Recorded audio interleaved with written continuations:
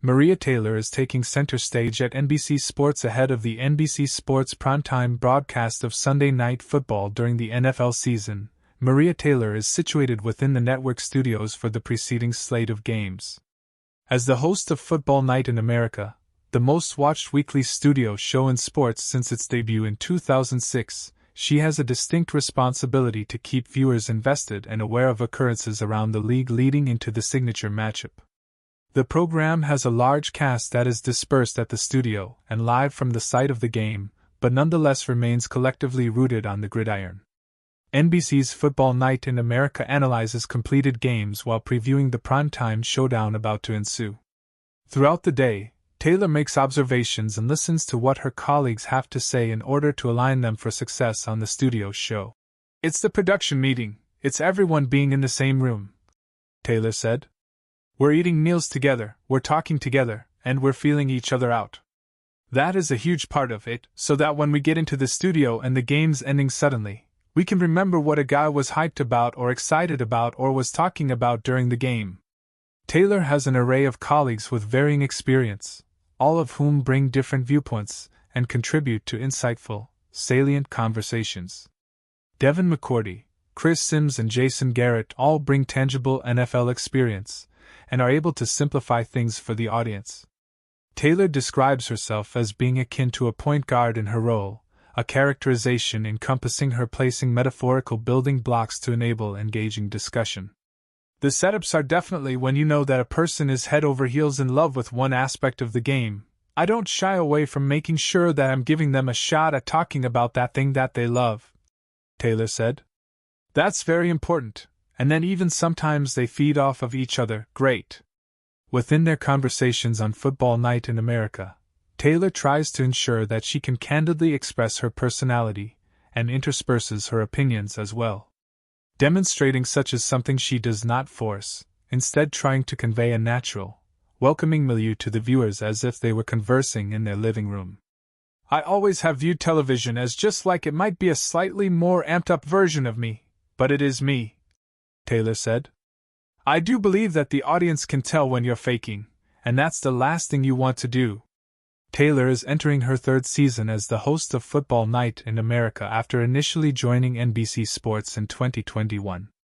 The show is an entity she feels is distinctive and precedes a sports property that has rendered itself appointment viewing. In fact, Sunday Night Football averaged 21.4 million viewers last season, indicative of an 8% year-over-year increase, and also finished as the #1 show in primetime television in all key metrics for a 13th consecutive year. Taylor recognizes the privilege and responsibility preceding the broadcast and feels that the program consistently delivers stellar information, analysis, and storytelling. "We're the only show that really does get to comment on every single game that happens on Sunday and preview the one game that nobody has seen yet," Taylor said. "I think that's a unique space to operate in, but it's the first time that you're getting analysts to dive into a game, and it is a split-second reaction. So it's like instant reaction that you're seeing in all the highlights that are on Twitter and everything like that, so I think that that's unique." NBC Universal acquired broadcasting rights to the Big Ten Conference under a 7-year deal with the entity, and started presenting prime-time coverage on Saturday nights last season. Preceding the call of the game featuring the lead Big Ten's Saturday night broadcast team, Taylor is in the NBC Sports studios hosting Big Ten College Countdown. "It's like extracurricular fun for me. I love talking about college as well, and I've watched every game, I would say, even before we got the Big Ten back, so I was ready when it was time," Taylor explained.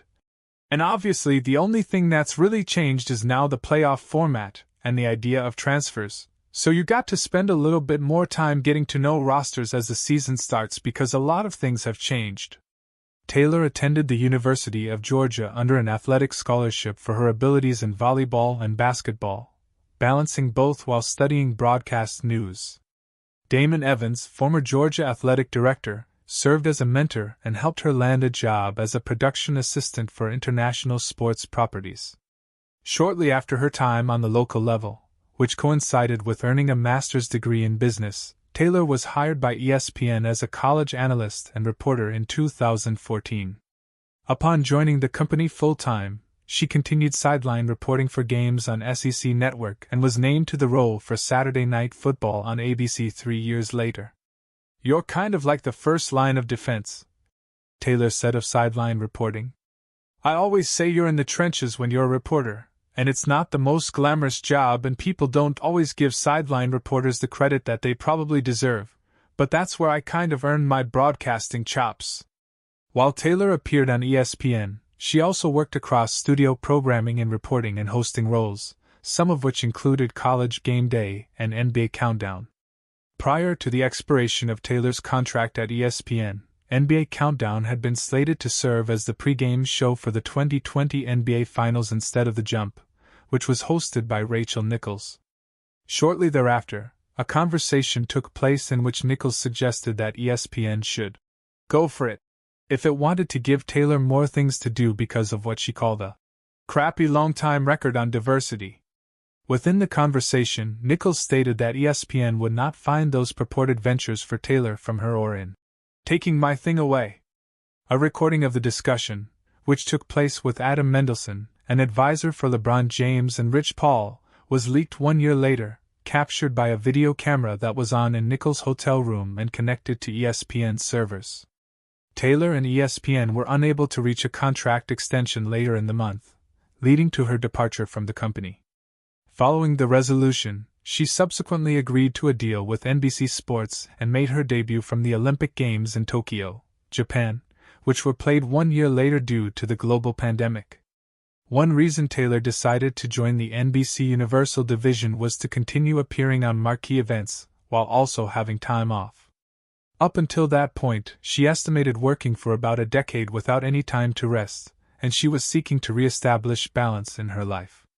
The respite allowed Taylor to go through IVF and pregnancy to have her son earlier in the year, after which she was on maternity leave. "I remember having a conversation with Molly Solomon and Fred Gaudelli at the time, and they were like, 'We want that for you. We want you to have a family,'" Taylor recalled. "It was a conversation about the whole person. It wasn't just about broadcasting. Hey, you're a great fit here and so on.